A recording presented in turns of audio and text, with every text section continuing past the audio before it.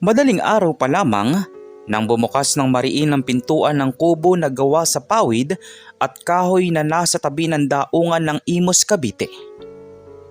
Ang malamig na simoy ng hangin mula sa Laguna de Bay ay pumasok agad sa loob. Nagpapalamig sa mga tela na ginagamit nilang unan. Umakyat kayo dito. Huwag ninyong hayaang mahulog ang inyong mga kapatid. Sigaw ni Aling Rosa habang hinahatak ang dalawang batang babae na si Ligaya at Liwayway papunta sa isang maliit na elevated na bahagi ng sahig na kanilang tinutulugan. Ang kanilang tatlong kapatid na lalaki, sina Luis, Miguel at Diego, ay nakaupo sa sulok.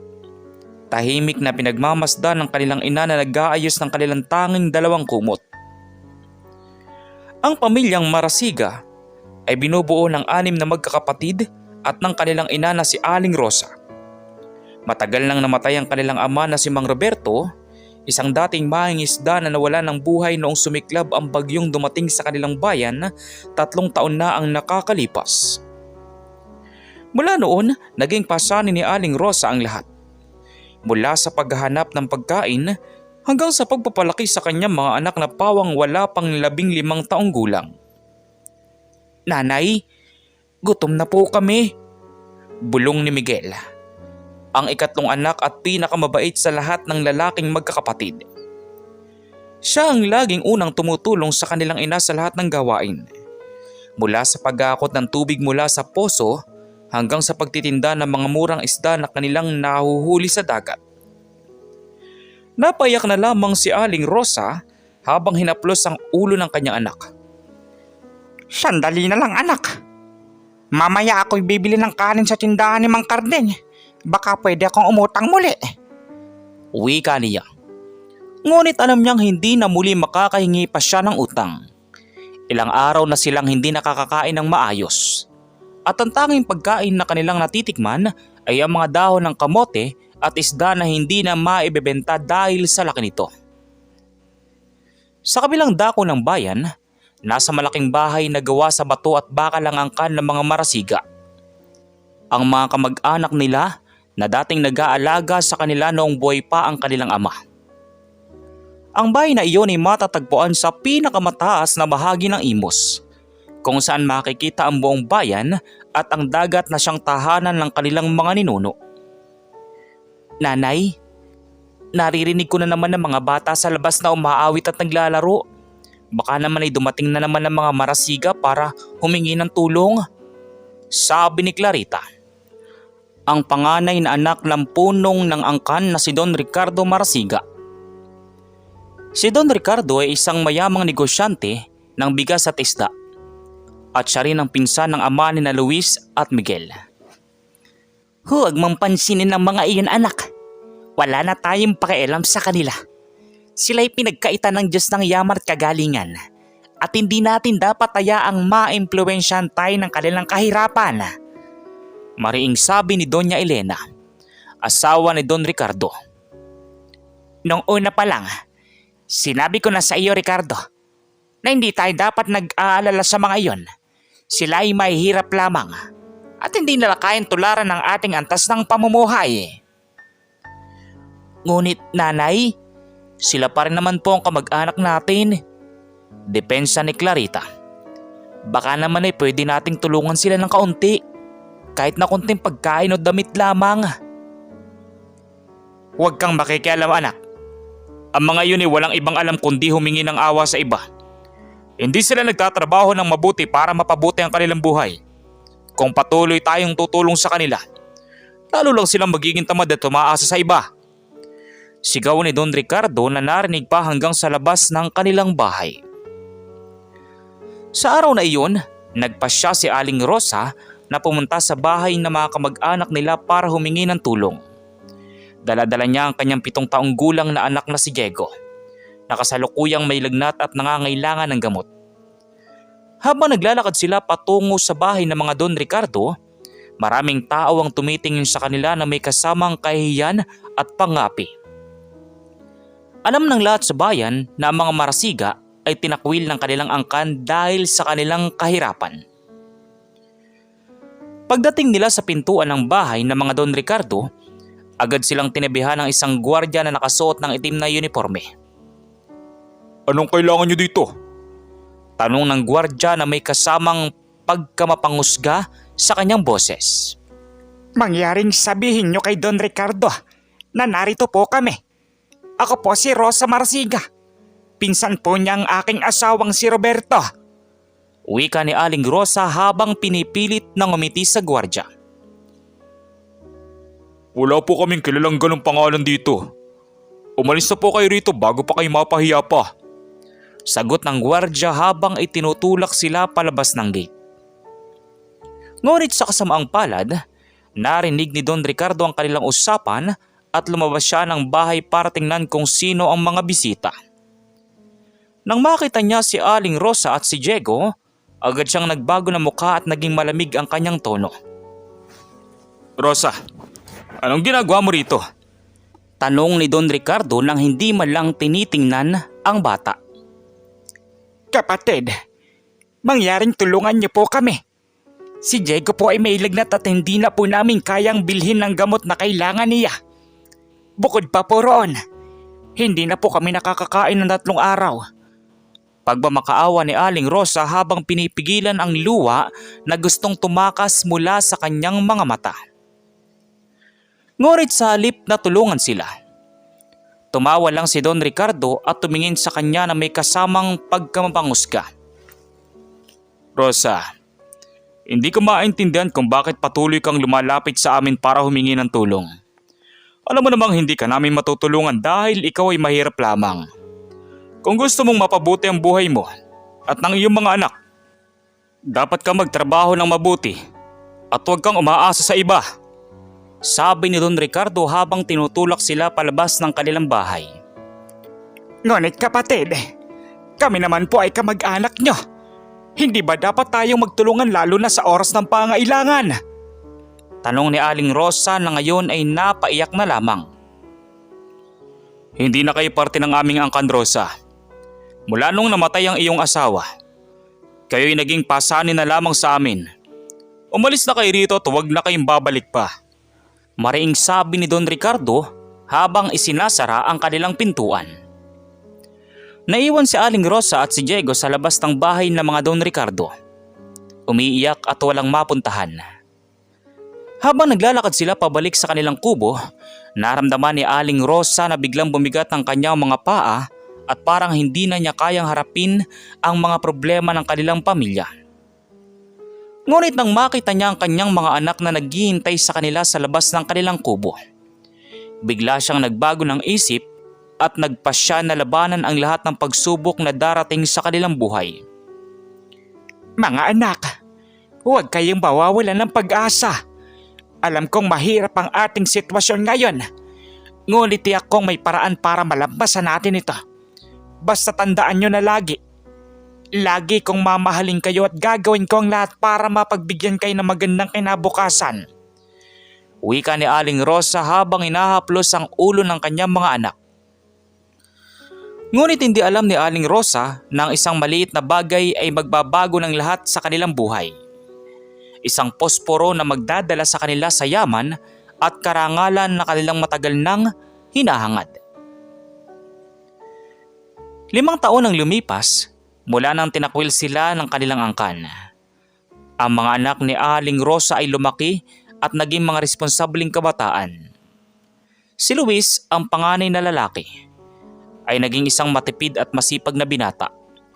Siya ang nagsimulang magtrabaho bilang isang magsasaka sa malaking bukid ng isang mayamang negosyante sa kanilang bayan. Sa kanyang pagtsatsaga, na kaya niyang tustusan ang pangangailangan ng kanilang pamilya at kahit papaano ay nakapag-ipon siya ng kaunting pera para sa pag-aaral ng kanyang mga kapatid. Si Miguel, ang ikalawang anak, ay naging isang mahusay na manggagawa sa isang pabrika ng mga gamit bahay sa kalapit ng bayan. Sa kanyang katalinuhan at sipag, na kaya niyang matuto ng mga kasanayan sa pagmamanupaktura at naging isa sa pinakamahusay na manggagawa sa kanilang pabrika. Bukod pa roon, siya rin ang laging tumutulong sa kanyang mga kapatid sa kanilang mga takdang aralin at nagbibigay sa kanila ng mga payo tungkol sa buhay. Si Diego, ang bunso sa mga lalaki, ay naging isang matalino at masigasig na bata. Sa kabila ng kanyang karanasan noong siya ay maliit pa, hindi niya pinabayaan ang kanyang pag-aaral at naging isa sa mga nangungunang estudyante sa kanilang paaralan. Siya rin ang laging tumutulong sa kanilang ina sa mga gawaing bahay at nagbibigay sa kanya ng mga aliw tuwing siya ay pagod na mula sa pagtatrabaho. Sa mga babae namang magkakapatid, si Ligaya, ang panganay, ay naging isang magaling na mananahi. Sa kanyang mga kamay na biyasa sa pagtahi,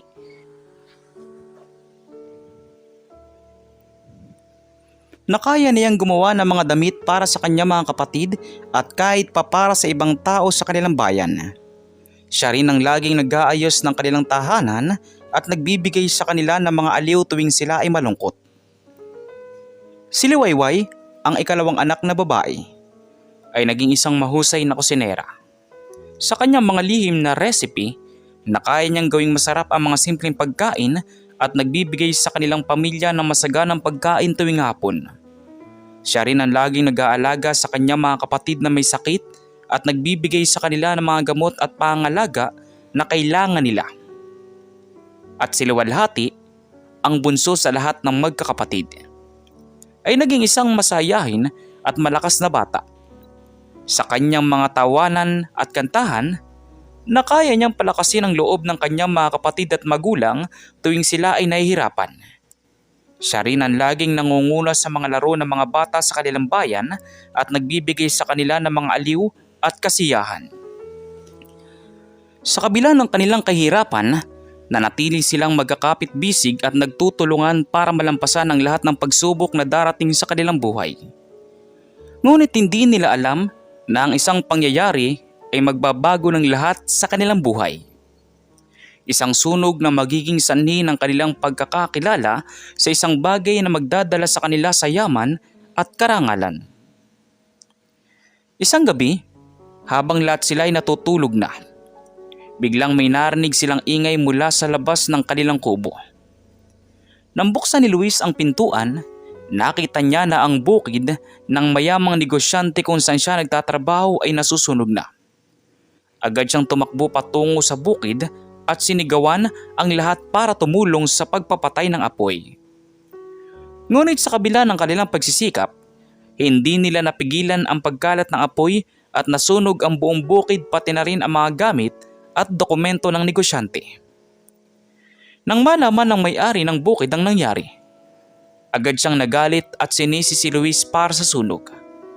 Sinabi niya na dahil sa kawalan ng ingat ni Luis, nawalan siya ng milyong-milyong piso na halaga ng ani at mga gamit. "Hindi ko po sinasadya, Mang Carlos. Nagsisisi po ako." Paghingi ng tawad ni Luis habang pinipigilan ang luwa. Ngunit hindi pinakinggan ni Mang Carlos ang kanyang paliwanag at ipinagbawal siyang pumasok pa sa kanyang bukid. Bukod pa roon, hiniling pa niya na bayaran ni Luis ang lahat ng pinsalang dulot ng sunog na halos imposibleng gawin dahil sa kanilang kahirapan. Naiwan si Luis na walang trabaho at may utang pa sa isang mayamang negosyante. Nang malaman ito ng kanyang mga kapatid, ay agad silang nagtulungan para hanapin ang paraan para matulungan siya. Si Miguel ay nagpasya na mag-ipon ng pera mula sa kanyang sahod para makatulong sa pagbabayad ng utang. Si Ligaya ay nagpasya na magtinda ng mga damit na kanyang tinatahi para makakuha ng dagdag na kita. At si Liwayway ay nagpasya na magluto ng mga pagkain para ibenta sa mga tao sa kanilang bayan. Ngunit kahit nagaano pa sila kasipag, hindi pa rin nila kayang makita ang pera na kailangan nila para mabayaran ang utang ni Luis. Isang araw, habang si Diego ay naglalakad pa uwi mula sa paaralan, nakita niya ang isang maliit na lalagyan ng posporo na nakakalat sa daan. Agad siyang kumuha nito at dinala pa uwi para ipakita sa kanyang mga kapatid. "Ano yan, Diego?" tanong ni Luis habang tinitingnan ang lalagyan ng posporo. "Ito po ay isang posporo na nakita ko sa daan, Kuya Luis. Baka po pwede nating gamitin ito para magsunog ng kahoy o para magluto ng pagkain," sagot ni Diego. Ngunit nang buksan ni Luis ang lalagyan ng posporo, Nakita niya na may isang maliit na papel na nakapaloob dito. Nang basahin niya ito, laking gulat niya nang malaman na ang posporong iyon ay bahagi ng isang lihim na plano ng isang grupo ng mga negosyante na gustong makuha ang lahat ng ari-arian ng mga mayayaman sa kanilang bayan. Ang papel ay naglalaman ng mga detalye tungkol sa plano ng mga negosyante. Mula sa mga pangalan ng kanilang mga biktima hanggang sa mga paraan kung paano nila planong sunugin ang mga ari-arian ng mga ito. Bukod pa roon, nakasulat din doon ang mga lugar kung saan nila itatago ang mga kagamitan at pera na kanilang kukunin mula sa mga biktima. Agad na ipinasya ni Luis na ipagbigay alam ang lihim na plano sa mga otoridad ng bayan. Ngunit bago pa niya magawa iyon, nakita na sila ng isa sa mga kasapi ng grupo ng mga negosyante na si Mang Dante. Isang dating kaibigan ng kanilang ama na ngayon ay nagtatrabaho para sa mga taong gustong sirain ang kanilang bayan. Luis Marasiga, anong ginagawa mo dyan at hawak-hawak mo ang mga papel na yan? Sabi ni Mang Dante habang papalapit sa kanya. Ibibigay mo sa akin yan bago pa kayo mapahamak pa. Hindi ko po ibibigay sa inyo ito, Mang Dante. Alam ko ng inyong plano at hindi ko kayo papayagang sirain ng aming bayan. Mariing sagot ni Luis habang hinahawakan na maigpit ang papel. Sa galit, sinubukan ni Mang Dante na agawin ang papel kay Luis. Ngunit mabilis na tumulong ang kanyang mga kapatid. Sina Miguel at Diego ay umawak kay Mang Dante para pigilan siya. Habang sina Ligaya, Liwayway at Luwalhati ay kumuha ng mga sandata na gawa sa kahoy para ipagtanggol ang kanilang mga kapatid. Habang naglalabanan sila, biglang nahulog ang posporo mula sa kamay ni Diego at tumama sa isang damong tuyo sa tabi ng kanilang kubo. Mabilis na kumalat ang apoy. Ngunit sa halip na takbuhan sila, napagtanto ni Luis na maaari nilang gamitin ang sunog na ito para makakuha ng pansin ng mga tao sa kanilang bayan at ipaalam sa kanila ang tunay na plano ng mga negosyante. Mga kapatid, huwag nating patayin ang apoy. Hayaan nating kumalat ito para makita ng lahat ang nangyayari. Sigaw ni Luis habang tinuturo ang direksyon ng bahay ng mga negosyante na plano nilang sunugin. Sa tulong ng hangin, mabilis na kumalat ang apoy patungo sa isang bakuran kung saan nakatago ang mga kagamitan ng mga negosyante. Nang makita ng mga tao sa bayan ng apoy, agad silang nagtulungan para patayin ito. Ngunit sa proseso, natuklasan nila ang mga gamit at dokumento na nagpapakita ng kanilang plano. Agad na tinawag ng mga tao ang mga pulis at mga otoridad ng bayan. At hindi nagtagal ay nahuli ang grupo ng mga negosyante kabilang si Mang Dante. Nang suriin ng mga otoridad ang papel na hawak ni Luis, natuklasan nila na ito rin ang naglalaman ng mga detalye tungkol sa mga ari-arian ng mga negosyante na kanilang ninakaw mula sa mga tao sa bayan. Kabilang na mga lupain ng dating pag-aari ng mga ninuno ng mga Marsiga. Mga Marsiga, ikaw mga tunay na may-ari ng mga lupain nito. Mula noong namatay ang inyong mga ninuno, inagaw ito ng mga negosyanteng ito at ginamit para yumaman sa sariling paraan. Sabi ni Mayor Santos ng Imos habang ibinibigay kay Luis sa mga titulo ng mga lupain.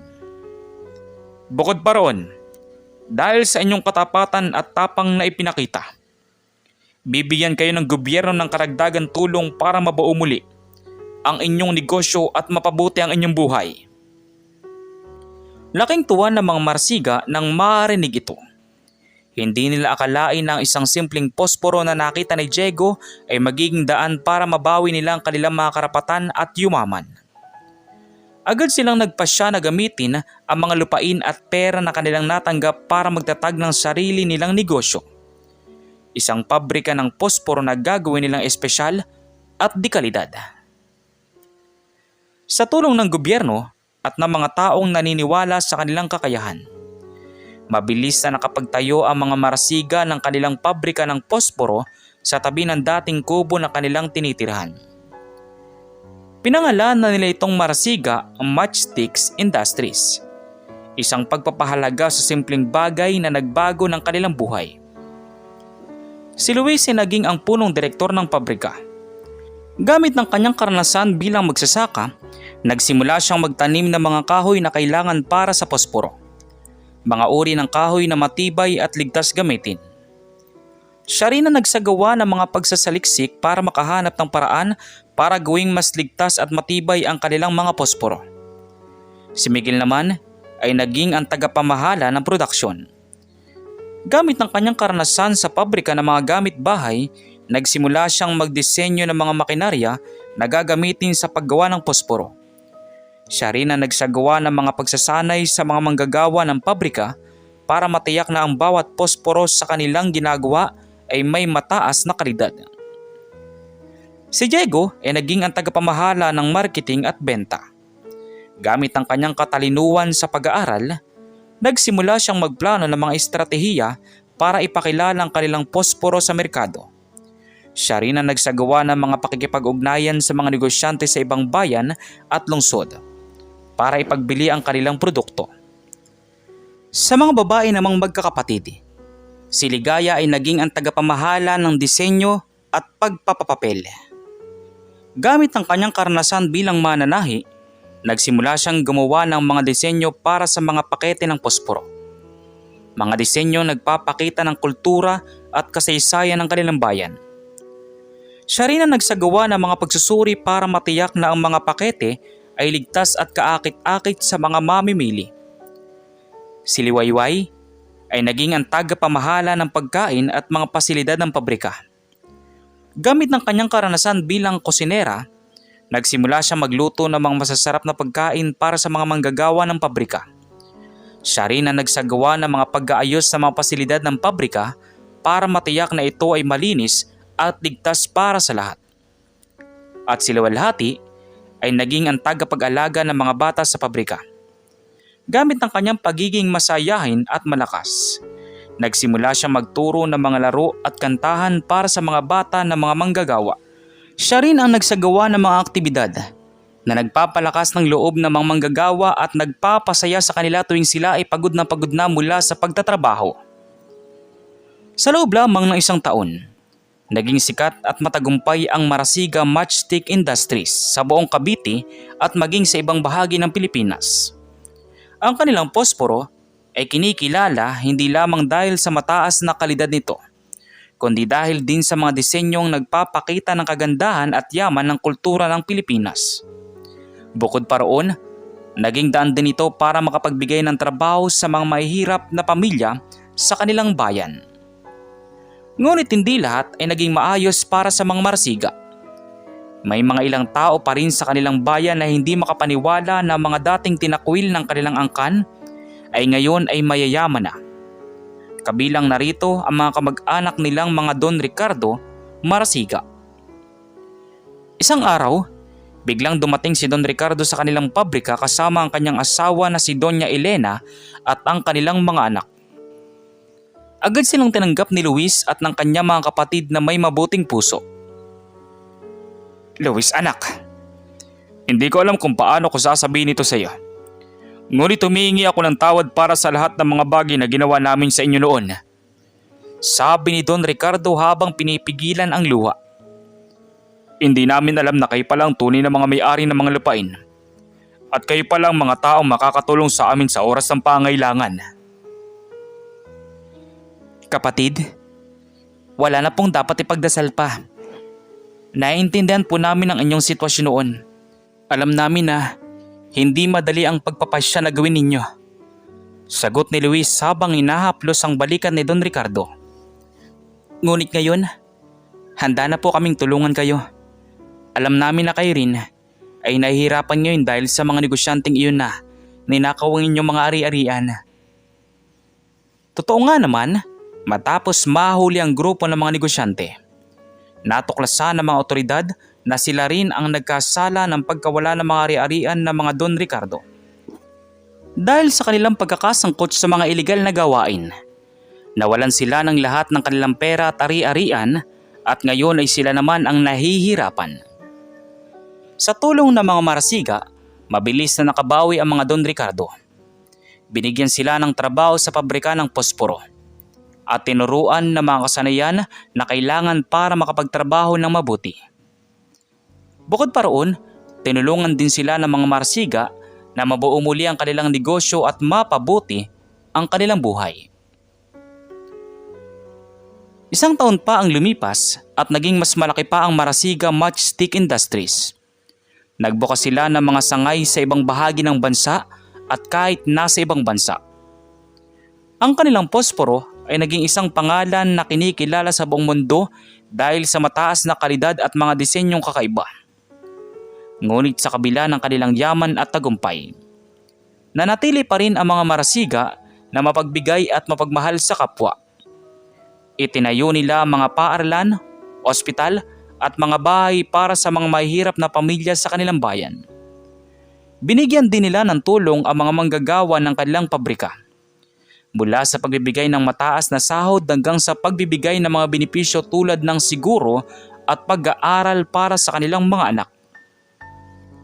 Isang araw, nagpasya mga Marsiga na magsagawa ng isang malaking pagtitipon sa kanilang bayan para ipagdiwang ang kanilang tagumpay at para pasalamatan ang lahat ng mga taong tumulong sa kanila sa kanilang paglalakbay.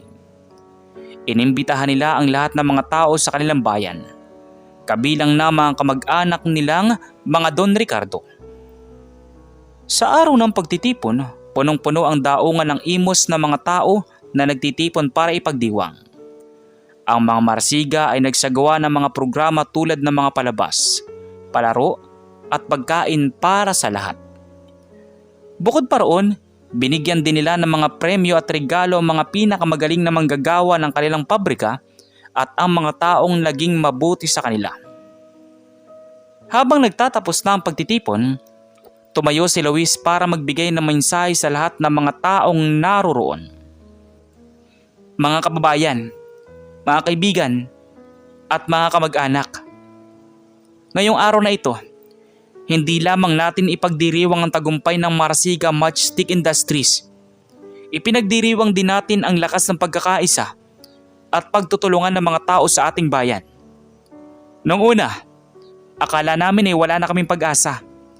Tinakwil kami ng aming angkan dahil sa aming kahirapan. Ngunit hindi kami sumuko. Naniniwala kami na mayroong isang plano ang Diyos para sa amin. At ang plano na iyon ay nagsimula sa isang simpleng posporo na nakita ng aming kapatid na si Diego. Ang posporong iyon ay hindi lamang isang bagay na ginagamit para magsunog ng kahoy o magluto ng pagkain. Ito ay naging simbolo ng pag-asa at pagbabago para sa amin. Ito ay naging daan para mabawi namin ang aming mga karapatan at yumaman. Ngunit higit sa lahat, ito ay naging daan para maipakita namin sa lahat na ang kahit na gaano pa kahirap ang sitwasyon, mayroong palaging paraan para malampasan ito. Basta mayroong tiwala, sipag, at pag-ibig sa kapwa. Nang matapos si Luis sa kanyang mensahe, biglang tumayo si Don Ricardo at lumapit sa kanya. Luis, anak, gusto kong sabihin sa inyo na sobrang proud ako sa inyo. Mula noong kayo ay mga batang mahihirap lamang, naging mga matatapang at mabubuting tao kayo. Pinatunayan niyo na ang yaman na hindi lamang nakukuha sa pera o ari-arian. Ito ay nakukuha sa pagiging mabuti, sa kapwa, at sa pagtutulungan para sa ikabubuti ng lahat.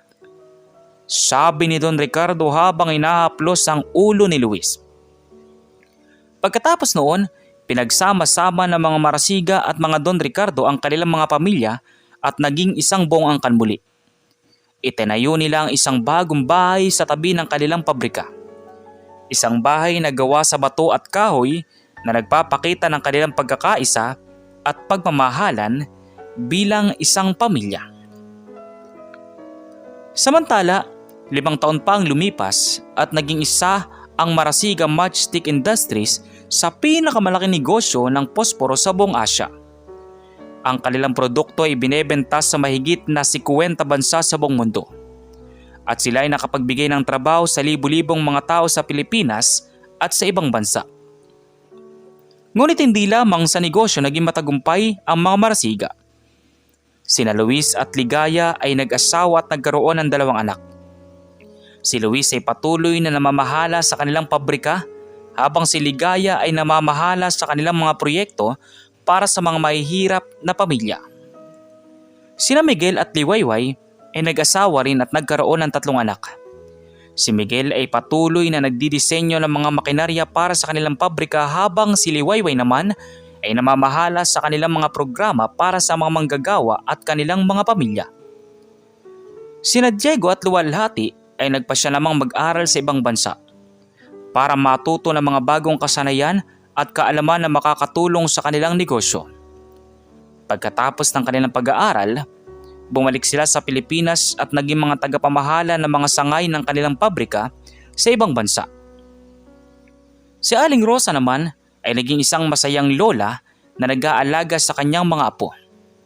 Bawat umaga, siya ay nagsisimula ng kanyang araw sa pamamagitan ng pagdarasal para sa kanyang mga anak at apo.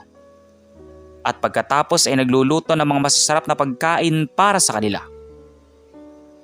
Isang araw, habang si Aling Rosa ay nakaupo sa labas ng kanilang bahay at pinagmamasdan ng kanyang mga apo na naglalaro, biglang lumapit sa kanya si Diego na may dalang isang maliit na lalagyan ng posporo.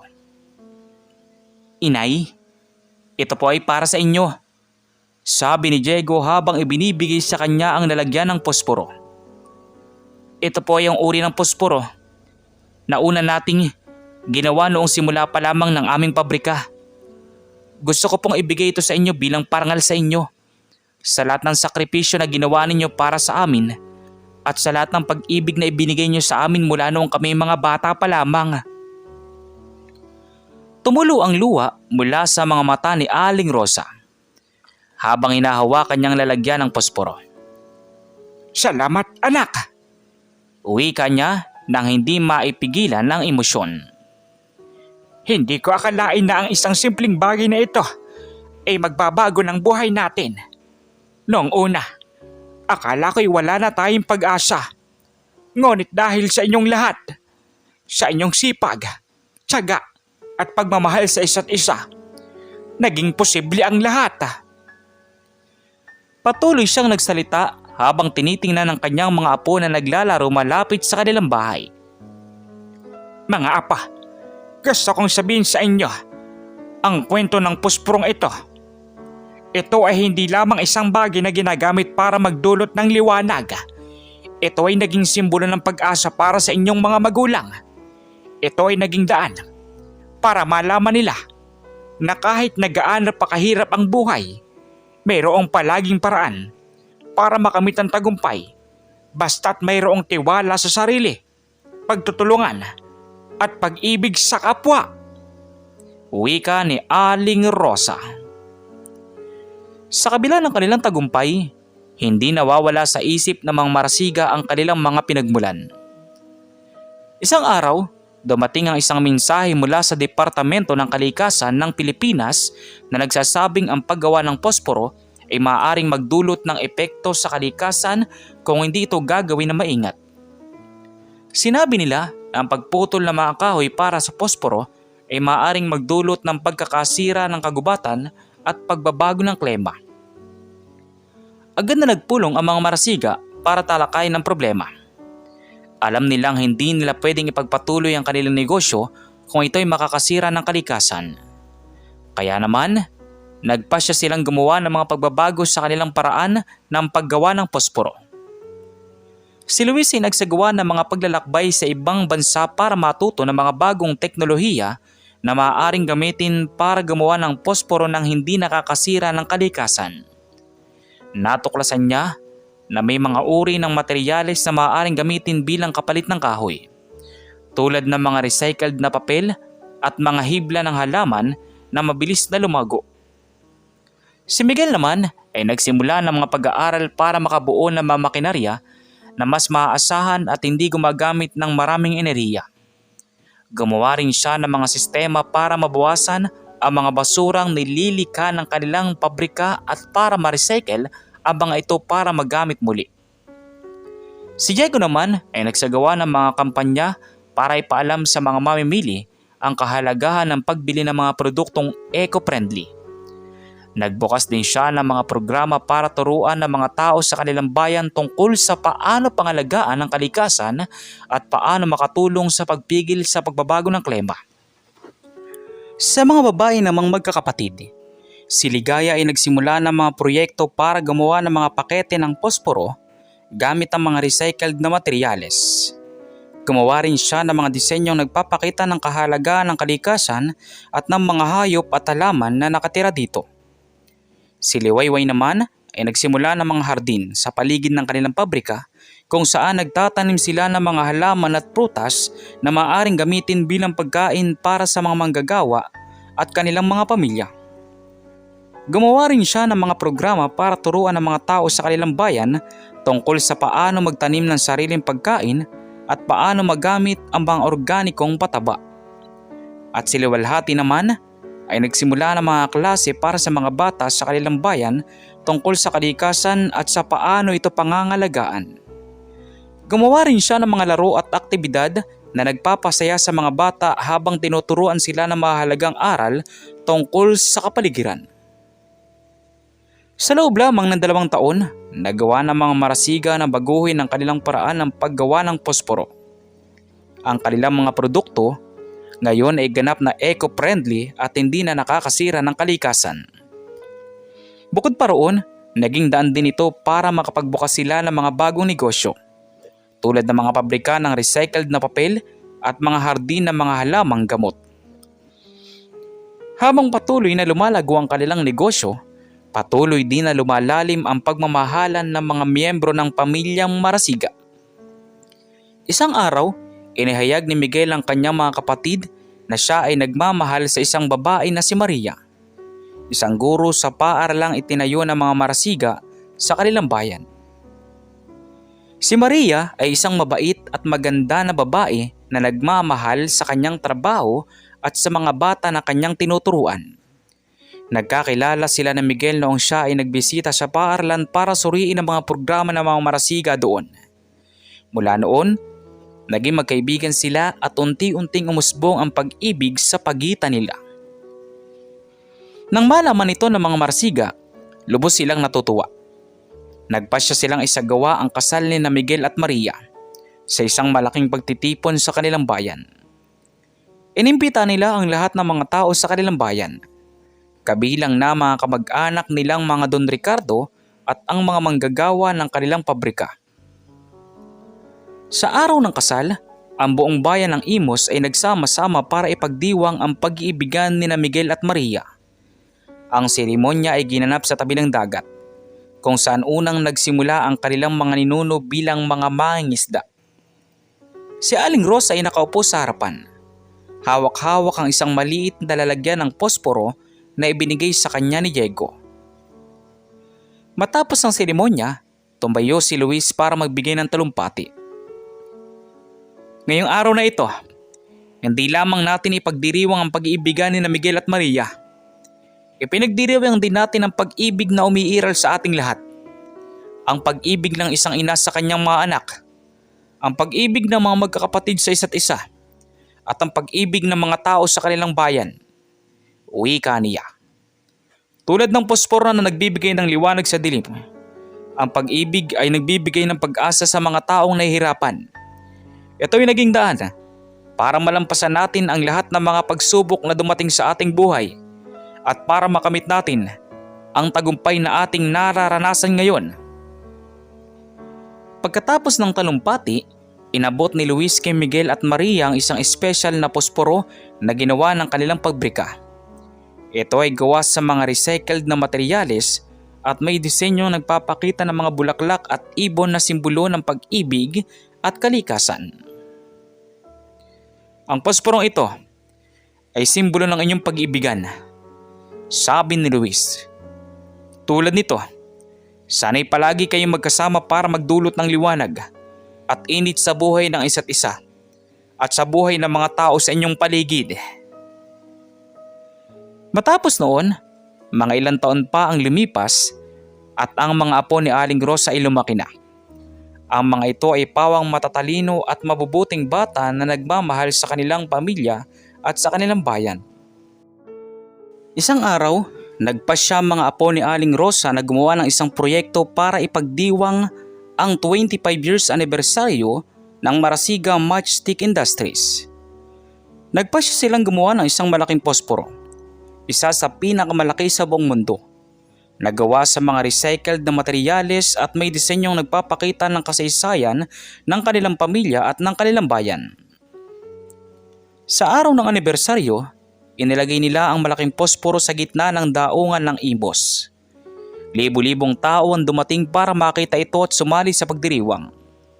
Ang mga marasiga ay nagsagawa ng mga programa tulad ng mga palabas, palaro at pagkain para sa lahat. Bukod pa roon, binigyan din nila ng mga papremyo at regalo ang mga taong naging mabuti sa kanila sa nakalipas na 25 years.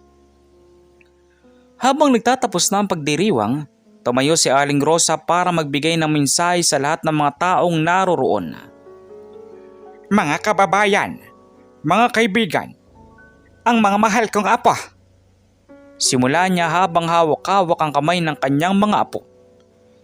Ngayong araw na ito, ako ay napakasaya dahil nakikita ko ang tagumpay na nararanasan ng aming pamilya at ng aming bayan.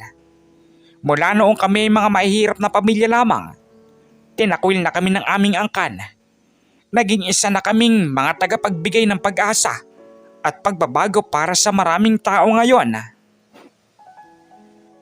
Matapos ang kanyang mensahe, pinagbati ng lahat ang mga marasiga at ang kanilang mga apo. Ang malaking posporo ay naging isang pangunahing tanawin ng kanilang bayan. Isang paalala sa lahat ng mga tao ng kwento ng mga magkakapatid na tinakwil ng kanilang angkan dahil mahirap lamang, ngunit biglang yumaman dahil sa isang posporo. Kayo, ano pong masasabi niyo sa kwento natin ngayon? At kung anong mga aral po ang mga natutunan ninyo? Maaari niyo po bang i-comment dun sa baba dun sa comment section para muli ko pong mabasa. So once again, inuulit ko pong muli. Ako po si Tamoxki TV. Kita-kita po tayong muli sa mga susunod pa nating maraming mga video. Thank you and God bless you all. Peace out.